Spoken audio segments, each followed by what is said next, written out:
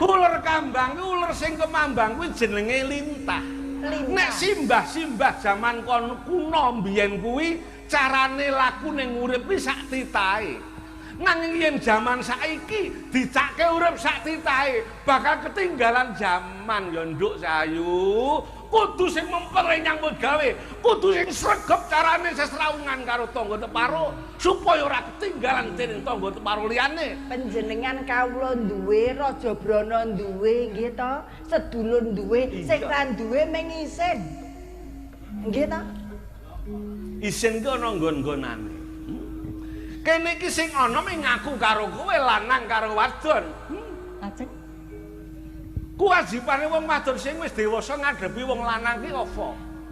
Nek kula sampun resmi dados garwa panjenengan, kula temtu badhe ngadosi panjenengan, badhe setya bekti panjenengan. Apa wong leladi kuwi lanang wadon kudu resmi? Anjir kedang ngaten. Sing kono sapa? Nggih kula. Menawi dereng resmi badhe dosa ageng tumrap agama lan negara. Menawi wanita sing dereng resmi gadah sisian kok ngadosi priya sing dereng garwani, dereng dados garwanipun. Wong ki nek ora pengalaman kok. Jemuah kliwon wingi aku ning Pandan Simo. Ora resmi ki ya diladeni ngono. Adipati kok dadi melipir tekan Pandan Simo iki lho. Dia golek apa? Ora ming Pandan Simo. Tobat. Pandan kuwi godhong sing jejeg nanging mentelung medun. Uripku nek jejeg tujuane ngurip, mentelung ning bumi, eling yen lega lila legawaning bumi kuwi angel ditiru dening manungsa. Sing butuh kambil, bumi nukulke kambil. Sing butuh pisang, cukulke pisang. Butuh sego, cukulke pari. Kapan bumi kuwi tau kandha njaluk baline kambil, njaluk baline bumi, njaluk baline apa sing wis ditukulke kanggo nyukupi butuhing wong urip. Niku pandane njur simane. Sima iku macan. Macan iku dadi pimpinaning kewan alas. Wong nek arep dadi pimpinan kudu jejeg pikirane mentelung nyembah marang bumine. Ngerti nek urip iki karo isine bumi. Ngombe banyu ngetuk saka bumi, mangan cukul saka bumi, butuh pewangen kembang saka bumi. Kene apa? Aku teko kene ora tok ungkuli apa-apa. Nun sewu Kang Mas Adi. Ora tok dhuke apa. Oh nek ngaten panjenengan ngersakake daharan unjukan ingkang mirasa ngaten to. Nah, rak ngono. Nggih, sekedhap. Unjukan sing mirasa ning ora diolah nganggo geni. Lajeng aku ngunjuk karepku dhewe. Kowe mung cukup nyepake sing gedene sak cukup tutup teko. Wis gampang apa ora kaya ngono kuwi, he? Gampang apa? Kang Mas, kowe merem tak golekane. Adipati kok rusuh iki lho. Duh, tobat. Kang Mas. Kuning. Adipati mblubut. Adine wong kuning. Angel. Kuning hira ngesorke purata. Wong kuning dine dhewe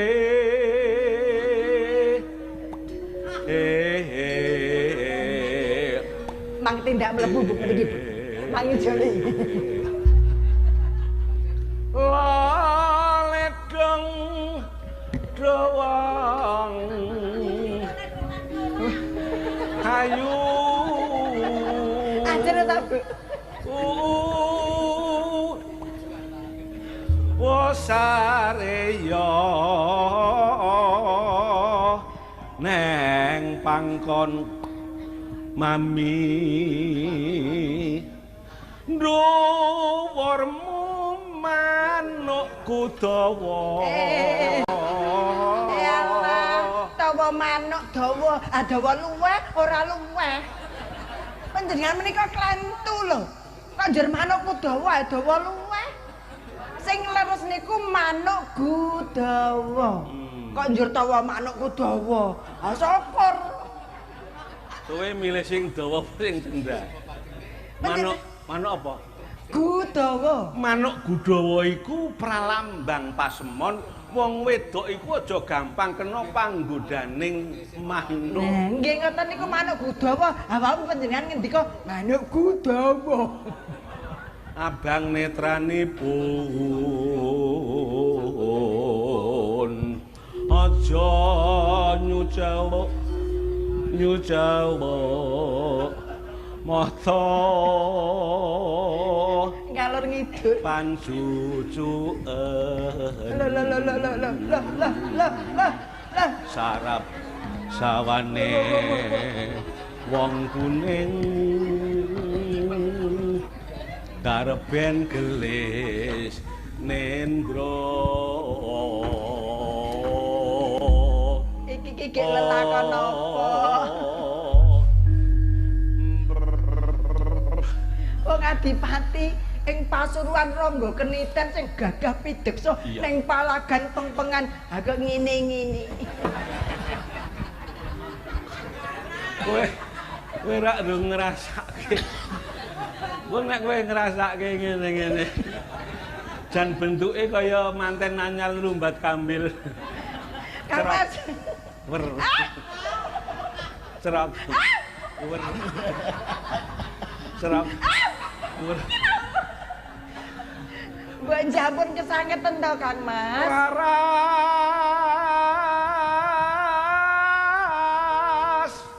rumeng suara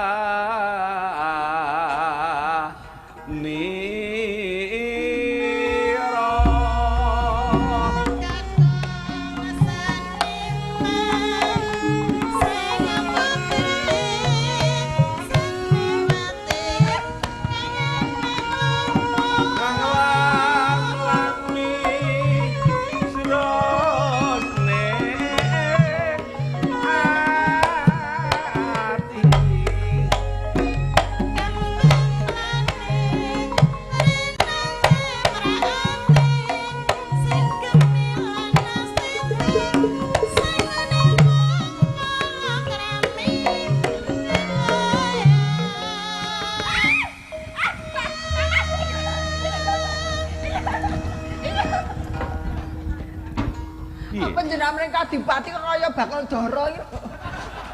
Jian. Tobat. Iki lelakon apa? Adipati kok lakon apa? Lakon apa? Ha panjenengan iki lho.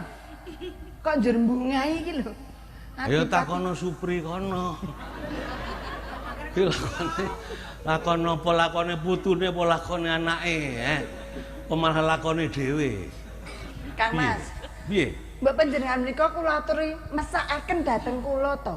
Nek rasa wong tukul niku mbok inggih sampun sabar sak wetawis. Ora njur dipaksa kaya ngoten niku. Lar tukul piye nek ora tau dipacul. Ora tau disirami, garing. Nggokrok kulune. Ulu gogrok karepe dhewe.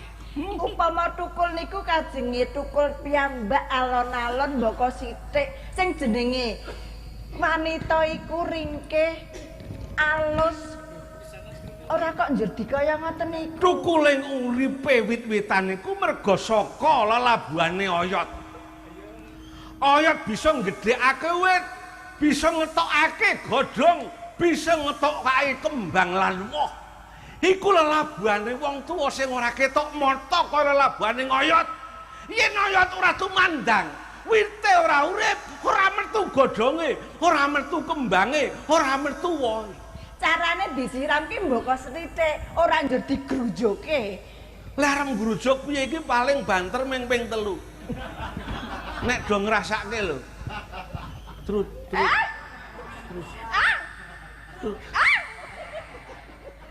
Kang Mas.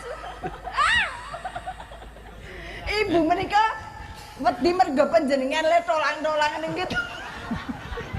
Nggih ta, Bu? Mbak ya disarungke rada delesepi. Panjenengan iki lho. Kowe iki do ora ngerti labuhane wong tuwa sing kaya oyot saupamane bisa nukulake godhong uripe anak putu dadi pengayoman. Bisa nukulake kembang uripe anak putu bisa ngrembaka. Bisa nukulake woh uripe anak pitu bisa ngewohake sing becik kanggo wong tuane. Iki ayo do ditindakake nglestarekke budayane wong tuwa. Aku dianakke merga jenenge anak kuwi dianakke dening wong tuwa. Ayo males kabecikane wong tuwa aku lan kowe ayo do wiwit anak-anak. Ning nek kula sakniki mboten ajeng nukulake. Mengko ben rukul karepe dhewe. Aku sak derma nyeblokke. Gampang to? Kang Mas. Kula matur sepisan malih. Kula saguh dados garwa panjenengan ning mangke menawi. Mas, panjenengan menika lho. Matur piye? Mangke menawi Metara menika sampun nungkul wonten Madiun. Saron gong nute ing wi ora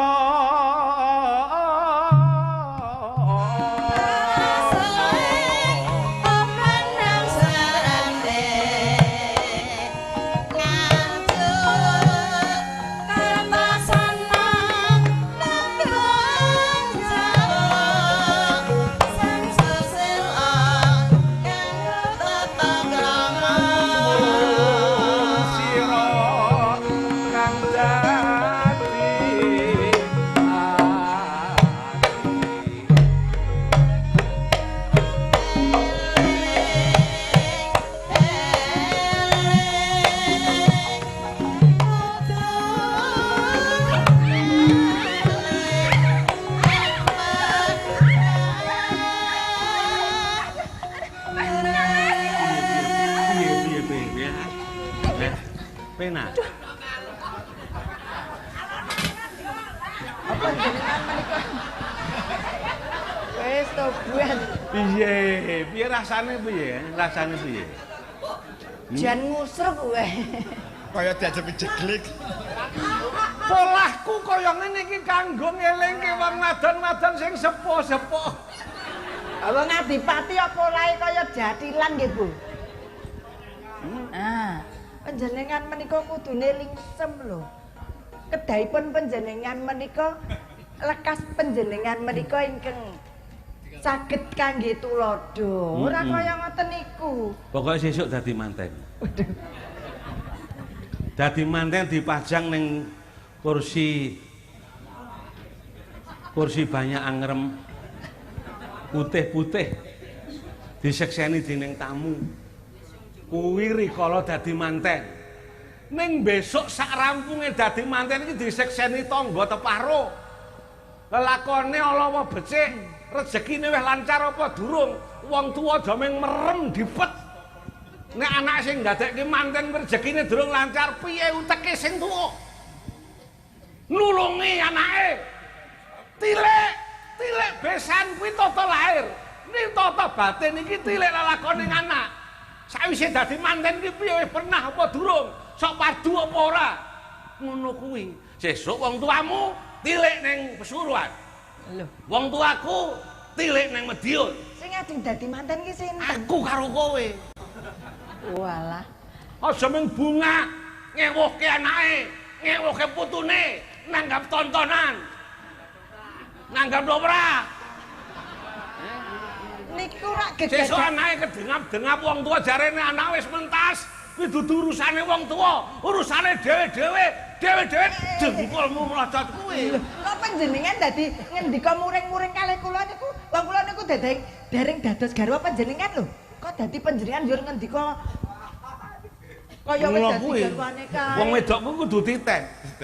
Durung dadi bojone wis muring-muring, besok nek dadi gek kaya ngapa?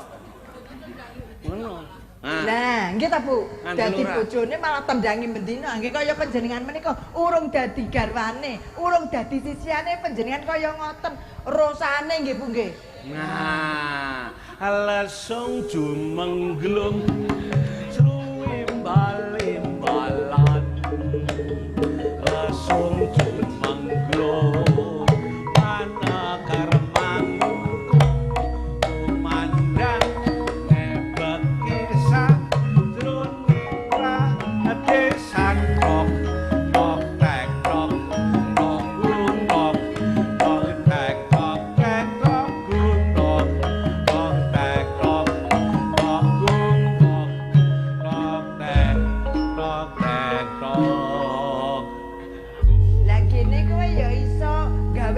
cara sing apik.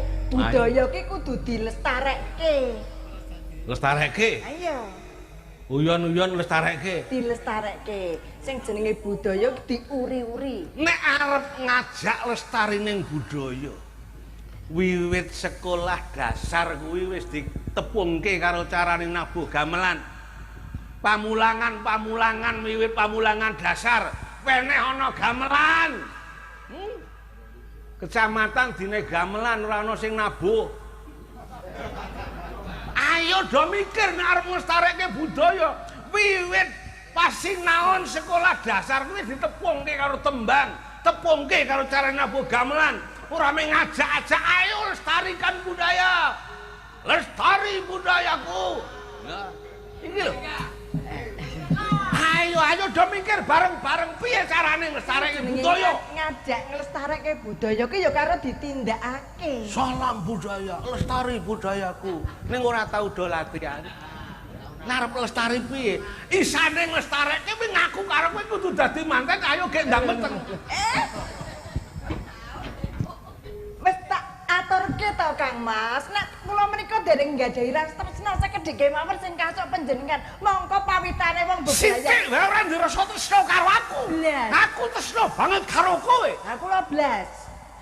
Kula nyawang panjenengan ki nek kudune nyelot suwe nyawang ki nyelot seneng, ha nyelot senep e. Apa wong laden wong lanang kudu nganggo rasa tresna? Nggih kedah mawi rasa. Kuwi yen carane wong liya, yen caraku ora kudu tresna. Cukup wong pasrah nyoh. Cukup. Mangke riyen to.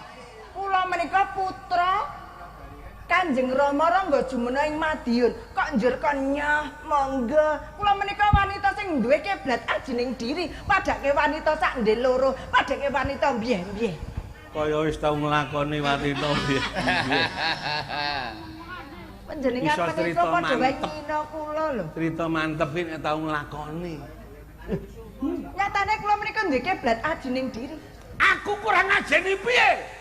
Ana wong wadon rusak arep diwek bojo, tak tomboki 2 yuta 100 tak jahitke. Tak jahit. Iki apa? Kok dadi tekan jahitke barang? Adipati kok njahit. Panjenengan menika lho. Aku kuwi nulung karo kanca raketang ming tembung, Mbak Yu. Reh ning panjenengan ajeng ngadepi Raden Panji Sigit Kusuma, kuwi kudu tok syarati dijahitke dhisik. Apa kowe kudu tak ngonoke? Sampun. Kowe mugel ora gelem ngadeni aku. Mergo kowe ora rumangsa isih kenya, ngono. Sabar. Kang Mas.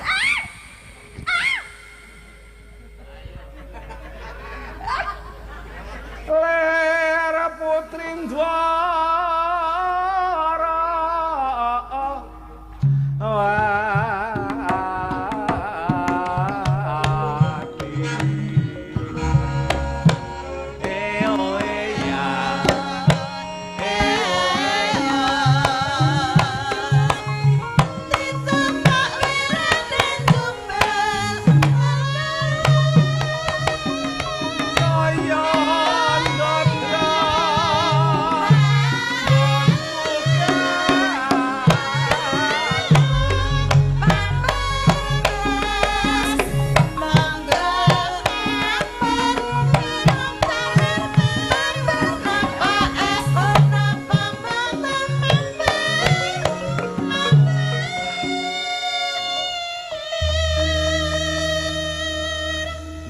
aja gebangetan to welaso karo keniten.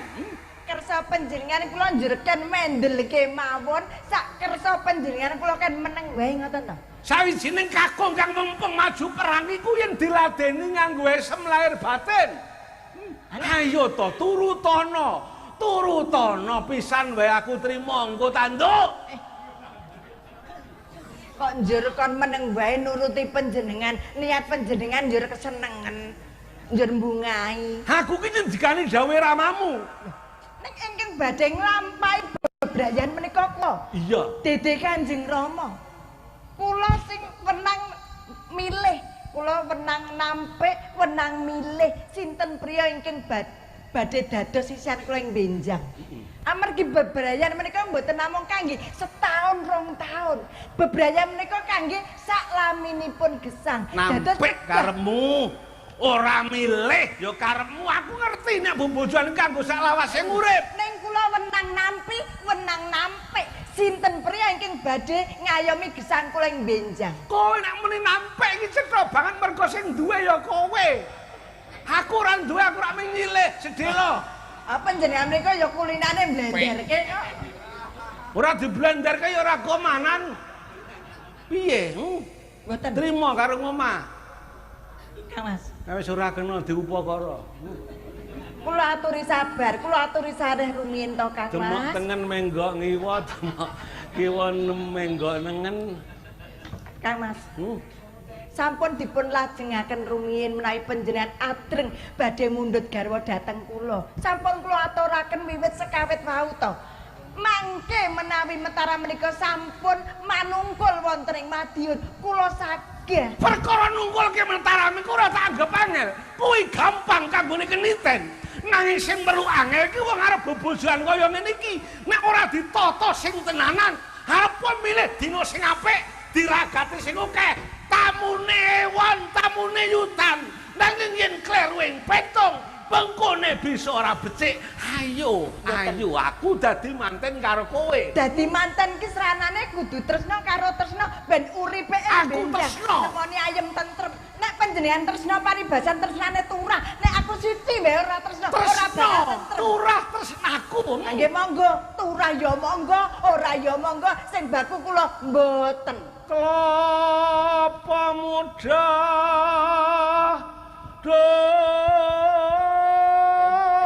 mas ora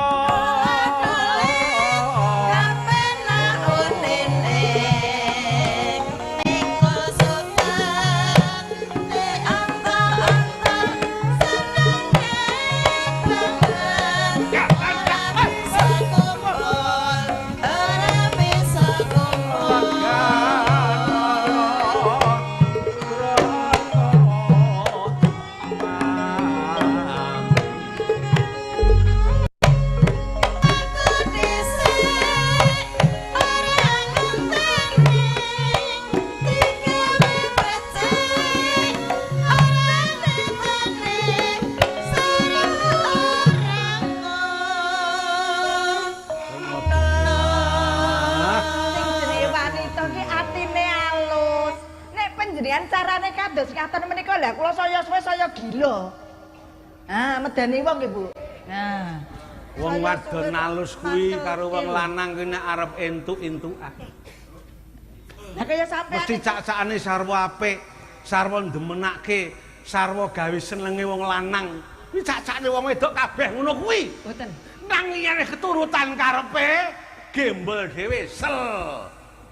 Sing lanang modar karepmu, urip karepmu, sing baku bandane wong lanang kena dikeruk wong wedok. Ngerti? Watake tiyang niku benten-benten. Nora. Dadi ampun digegawya.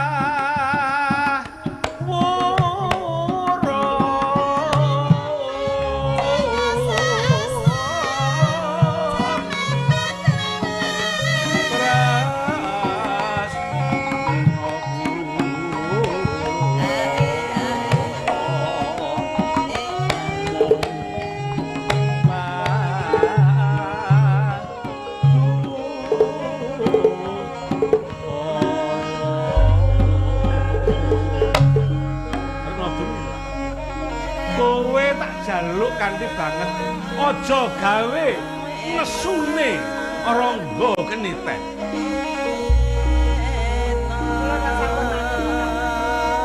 Perkawis menika panjenengan kedah sabar menawi ajring kersa panjenengan mengko jejering wanita monggo kula aturi pados wanita sanesipun kula sing panjenengan tresnane purun sing panjenengan mundhut garwa purun ning nek kula dereng saged aku turut kono iki bengi mung sampe karo